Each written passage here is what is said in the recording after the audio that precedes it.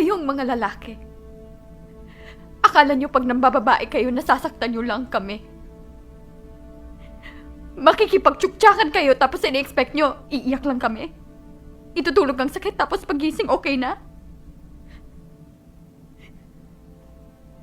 Yun ang pangarap namin. Sana nga ganun lang kadali yun. Kaso hindi.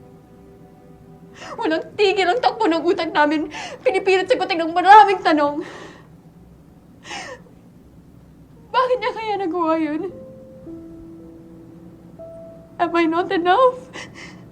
May kulang ba sa akin? May mali ba sa akin? Pangit ba ako?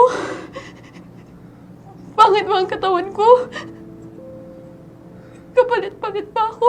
No. Then why? Bakit mo ako nagawang lokohin?